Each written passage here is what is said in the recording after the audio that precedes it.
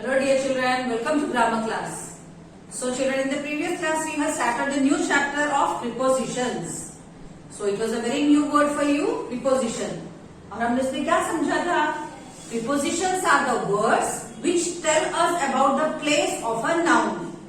कोई भी व्यक्ति, कोई वस्तु, कोई एनिमल या कोई जगह, इन चारों चीजों की स्थान के बारे में जो हमें वर्ड बताते हैं वह कहाँ पर है, कौन सी जगह पर है वह चीजें, उनकी जगह जो बताते हैं, such words are called as prepositions. For example, marker is in my hand. मैंने कहा ये मार्कर मेरे हाथों में है. कहाँ पर है ये marker? In my hands. So I am in. In हमें बताता है कि यह मार्कर मेरे हाथों में है. Okay. So there is board behind me. मैंने कहा there is board behind me. मैं इस बोर्ड के बारे में बात कर रही हूँ और ये बोर्ड कहाँ पर है? मेरे पीछे. सो ये बोर्ड का स्थान, ये थिंग है, वस्तु है, और ये वस्तु कहाँ पर है? टीचर के पीछे है. सो बिहाइंड. बिहाइंड हमें बताता है कि ब्लैक बोर्ड पीछे है. सो behind is a preposition. Okay. A book is on the table. Book table के ऊपर है. ओके. सो और हमें बताता है कि बुक कहाँ पर है? टेबल के ऊपर. A cat is under the bed. A cat is under the bed. Cat कहाँ पर है? Under the bed. बेड के नीचे. So under हमें बताता है कि cat बेड के नीचे है. Okay children? So such words in, on, under, over, behind और कई सारे new prepositions जो आप इस लेसन में सीखने वाले हैं. All these prepositions tell us about the place of a noun. ये सारे prepositions हमें नाउन की जगह के बारे में बताते हैं और कहाँ पर रखे हुए हैं, कहाँ पर वह है, उनकी जगह हमें पता चलता है. सो कॉन्सेप्ट हमने लास्ट क्लास में ऑलरेडी सीख लिया है. Now let us start the exercises of the same lesson. So exercise 12A question 1 of your textbook. आपके बुक में 12th चैप्टर के अंदर ये एक्सरसाइज दिया गया है. सो आपको यहाँ पे क्या करना है? क्वेश्चन 1 में fill in the blanks with appropriate prepositions. Fill in the blanks with appropriate prepositions. आपने जैसे कि preposition सीख लिया है, in, on, under, इन सारे prepositions को ध्यान में रखते हुए सही preposition के साथ आपको नीचे दिए गए फिलअप्स को कंप्लीट करना है. Okay children? Now let us read. He runs, R-U-N-S runs, dash the street, S-T-R-E-E-T street. He runs dash the street. He मतलब वहां पे कोई लड़का है जिसके बारे में बोला गया है. रन मतलब भागना. स्ट्रीट मतलब रोड, गली या रोड. ओके. मेन रास्ते को कहेंगे, मेन रोड को कहा जाएगा स्ट्रीट. वह रोड पर भाग रहा है. वह कहाँ भाग रहा है? रोड पर. सो हम कौन सा वाला प्रीपोजिशन यूज करेंगे? On the road. He runs, he runs on the street, S-T-R-E-E-T street. He runs on the street. Okay, road के ऊपर भागना. Okay children, so रोड पर भागने को on बोलेंगे हम. Number 2, S-H-E she sleeps, S-L-P-P-S sleeps dash the bed. She sleeps dash the bed. she मतलब वहां कोई गर्ल है जिसके बारे में कहा जा रहा है वह बेड पर सो रही है. स्लीप मतलब सोना, बेड मतलब ऑलरेडी यू नो हमारा बिस्तर. She स्लीप्स dash the bed. हम कहाँ पर सोते हैं? बेड के ऊपर सोते हैं, बेड के नीचे. On the bed. सो सही प्रीपोजिशन यहाँ पे क्या आएगा? On. She स्लीप्स on the bed. Okay. Number 3, he place dash his friend. He place, again कोई बॉय है, प्ले मतलब खेलना. वह अपने मित्र के साथ खेल रहा है. फ्रेंड मतलब दोस्त. हिज मतलब इस लड़के का दोस्त. वह अपने दोस्त के साथ खेल रहा है. So he plays with his friend. So यहाँ पे हम कौन सा वाला प्रीपोजिशन यूज करेंगे? WITH with. वह अपने दोस्त के साथ खेल रहा है. He plays with his friend. Okay. So WITH with भी हमारा एक प्रीपोजिशन है. यहाँ पे ऑन, इन यूज नहीं होगा. ऑन मतलब ऊपर. क्या अपने दोस्त के ऊपर चढ़ के खेल रहा है? नो. सो सही प्रीपोजिशन कौन सा चूज करेंगे हम? WITH with ने दोस्त के साथ। Number 4, dinner is DINNER, dinner is dash the table. So dinner table पे रखा हुआ है। डिनर मतलब रात का खाना। ओके, रात के खाने को हम डिनर कहते हैं। और डिनर सारा बना के कहाँ पे रखा हुआ है? टेबल के ऊपर, डाइनिंग टेबल के ऊपर।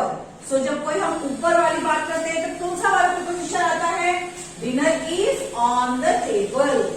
Okay, ON on. Number 5, they eat lunch dash 12 noon। So they eat lunch dash 12 noon। वह लंच 12 बजे खाते हैं। कौन से समय में? 12 बजे, दोपहर के 12 बजे वह अपना खाना खाते हैं। सो दे ईट लंच, यहाँ पे टाइम, जब हम टाइम की बात करते हैं, स्कूल जाने के समय, रात में सोने, कोई भी किसी भी काम के टाइम की जब बारे में हम बात करते हैं, हम कौन सा वाला प्रीपोजिशन यूज करते हैं? एट। दे ईट लंच एट 12 noon। जब हम कभी भी टाइम के बारे में बात करें, उसके साथ सही प्रीपोजिशन एट का प्रयोग होता है। Okay, so these are the 5 fill-ups in exercise question A. Question 1. Okay. Now 12A का ही सेकेंड पार्ट है question 2. अब आपको इसमें क्या करना है? Underline the prepositions in the following sentences. अब नीचे दिए गए sentences में आपको अंडरलाइन, सही प्रीपोजिशन को ढूंढ के प्रीपोजिशन के नीचे आपको अंडरलाइन करना है। The tiger ran after the deer. So the tiger, the deer, ये हमारे नाउन्स है, ये हमारे नाउन है, एनिमल के नेम है। सो टाइगर डीर के पीछे भागा। ओके, उसको पकड़ने के लिए उसके पीछे भागा। The tiger ran after the deer. Ran मतलब भागना, एक वर्ब है ये। So what is the right preposition here? After. After से हमें पता चलता है कि टाइगर डीर के पीछे भाग रहा है। ओके, टाइगर किसके पीछे भाग रहा है? उसको पकड़ने के लिए, डीर को पकड़ने के लिए उसके पीछे भाग रहा है। So after is the preposition here. Number 2, Sachin Tendulkar, SACHIN, Sachin Tendulkar, TENDULKAR, Sachin Tendulkar was born in Mumbai. WAS was BORN, born in Mumbai, MUMBAI, Mumbai. Sachin Tendulkar Mumbai में पैदा हुए हैं, ऐसा वहां बताया जा रहा है। सो कौन सी जगह में उनका बर्थ हुआ? वह कहाँ पैदा हुए? मुंबई में। सो हमें उनके बॉर्न होने का प्लेस पता चलता है मुंबई में। So in Mumbai, IN is a preposition here. In हमें सचिन तेंदुलकर के पैदा होने की जगह के बारे में बता रहा है। Now number 3, we started, STARTED, started at 5 in the evening. We started at 5 in the evening. हमने शाम को 5 बजे जाना शुरू किया। हम घर से शाम के 5 बजे निकले, ऐसा यहाँ बता रहे हैं। अगेन, कौन से समय में निकले? शाम में, in the evening. So what is the right here? Right preposition? We started at, हमें बताता है कि शाम के 5 बजे समय के बारे में। यहाँ पे 5 मतलब टाइम बताया गया है। शाम के 5 बजे हम लोग घर से निकले। सो IN इज ऑल्सो वो प्रीपोजिशन ही। हमारे सेंटेंस में 2 प्रीपोजिशन है। एट हमें टाइम बता रहा है, 5 o'clock कौन से? शाम के 5 बजे या सुबह के 5 बजे? शाम के। सो इन इज ऑल्सो, इन हमें बताता है कि दिन के शाम में। ओके, सो शाम के 5 बजे हम घर से निकले। 2 हमारे प्रीपोजिशंस हैं। Now number 4, the bus arrived at the stop very late. The bus arrived, ARRIVED, arrived at the stop very late. So ऐसा कहा गया है यहाँ पे, बस स्टॉप पर बहुत देरी से पहुंची। कहां पर पहुंची? स्टॉप पर। So the bus arrived at, at हमें यहाँ पे क्या कर रहा है? जगह के बारे में बता रहा है।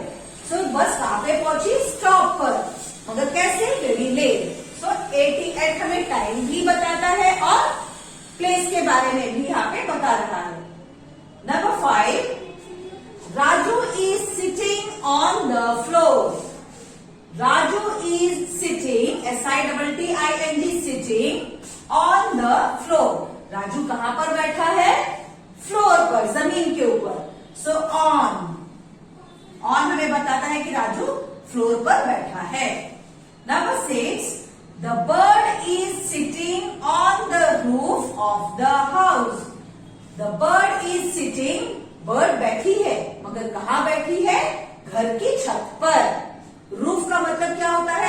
ROOF, रूफ, छत. हमारे घर का छत होता है ना, उसे कहते हैं रूफ. सो बर्ड घर के छत के ऊपर बैठी है. So on is the preposition here. So ये सारे सेंटेंसेस में आपको सेंटेंस को अच्छे से रीड करना है, समझना है कि वहां पे किसके बारे में बात हो रही है और उसकी प्लेस कहाँ है वो बताया गया है. So there are 10 bits in your textbook. आपके बुक में 10 सेंटेंसेस है, जिसमें से हमने 6 यहाँ पे कंप्लीट कर दिए हैं. 7, 8, 9, 10 आपको अपने आप करने की कोशिश करनी है. Later you can check from PDF. Okay children. Now next exercise again, exercise 12B. हमारे एक्सरसाइज 12A के अंदर 2 पार्ट्स थे, क्वेश्चन 1 एंड क्वेश्चन 2. नाउ अगला एक्सरसाइज है question 12B. Fill in the blanks using preposition given below. अब आपको यहाँ पे क्या करना है? आपको यहाँ पे कुछ prepositions दिए गए हैं बॉक्स में. इन्हीं prepositions के आधार पर इनको यूज करते हुए आपको फिलअप्स को कंप्लीट करना है. सो behind, BEHIND, behind मतलब पीछे. at हमें टाइम भी बताता है. at 5 o'clock, at 8 o'clock, at 10 o'clock. और हमें कभी कभार प्लेस के बारे में भी बता रखता है. at the garden, at the school. okay, at हमें टाइम एंड प्लेस दोनों बताता है. अंडर मतलब नीचे, लाइक बेड के नीचे, टेबल के नीचे. ऑन मतलब ऊपर. नियर मतलब पास में, करीब. इनटू मतलब किसी चीज के अंदर, like fish jumped into the pond. So fish ने पॉन्ड में छलांग लगाई. इनटू, इन मतलब अंदर. ओवर मतलब हमारे ऊपर. ओके, सो ये सब हमारे प्रीपोजिशन है, इनकी मदद से हम फिलअप्स कंप्लीट करेंगे. The picture is hanging dash the wall. So यहाँ पे पिक्चर, एक चित्र के बारे में. चित्र दीवार पर लटकी है, ऐसा यहाँ बता रहे. हैंग मतलब लटकाना. सो चित्र कहाँ पर है? दीवार के ऊपर. So which one we will use here? क्या बिहाइंड आएगा? क्या दीवार के पीछे चित्र हो सकता है? नो. at, no. अंडर दीवार के नीचे, ये भी नहीं होगा. ऑन, सो दीवार के ऊपर. जैसे कि हमारा बोर्ड अभी दीवार के ऊपर लटका हुआ है. The board is on the wall. इसी प्रकार the picture is hanging on the wall. A cat is hiding dash the door. A cat is hiding, HIDING, hiding मतलब छिपना. सो कैट कहां पर छिपी है? A cat is hiding dash the door. Door के पीछे. डोर के नीचे तो जगह ही नहीं होती है. सो डोर के पीछे छुपी हुई है. सो behind. So BEHIND, behind. The cat is hiding behind the door. Number 3, the frog jumped dash the pond. frog मतलब मेंढक. pond मतलब छोटा सा झील. सो फ्रॉग ने किसमें कूद लगाई? कहाँ पे जंप किया? पॉन्ड में. छोटी सी झील में फ्रॉग ने कूद लगाई. सो इनटू हम लोग क्या करेंगे? आप कौन सा वाला यूज करेंगे? The frog jumped into, INTO, into the pond. The shoe are kept dash the study table. The shoe are kept, shoe मतलब आपके जूते. सो जूते कहाँ है? स्टडी टेबल के ऊपर हो सकते हैं. क्या उसकी सही प्लेस है वो? रॉन्ग, हम ऐसा नहीं कह सकते. कभी भी शूज को हम टेबल के नीचे या कहीं पीछे रखते हैं. The shoes are kept under the study table. UNDER, under the study table. Number 5, there is orange juice dash the can. So there is orange juice. Orange juice के बारे में बोला गया है. कैन में ऑरेंज जूस है. Okay, so can के अंदर है. There is orange juice in the can. So हम यहाँ पे कौन सा वाला प्रीपोजिशन करेंगे use? IN. So in the can. Number 6, he is looking dash the sky, वह आसमान की ओर देख रहा है। लुकिंग मतलब देखना, वह आसमान की ओर देख रहा है। सो कहाँ पे, कौन सी जगह पे देख रहा है? एट द स्काई, आसमान की ओर। सो राइट प्रीपोजिशन हम क्या यूज करेंगे यहाँ पे? Eight. He is looking at the sky. Okay children, again आपके बुक पे there are 10 grids. आपके बुक में 10 है, जिसमें से हमने यहाँ पे 6 सॉल्व कर दिए हैं। Only 4 you are getting as a homework. And one more exercise, very easy. आपके बुक के पेज नंबर 62 में दिया गया है। So this is the exercise here. आपके बुक में ये एक्सरसाइज है ना, पेज नंबर 62 में। आपको यहाँ क्या करना है? Tick the correct preposition from the following and complete the blank. यहाँ पे सही प्रीपोजिशन को चुनना है और आपको उसको ब्लैंक में लिख देना है। सो इसके लिए आपको सेंटेंस को बहुत अच्छे से रीड करना है और चारों में से जो सही प्रीपोजिशन है उसको टिक करके आपको यहाँ पे लिखना है। Okay, so this is also I am giving as a homework. ये बहुत आसान है, इट इज वेरी इजी।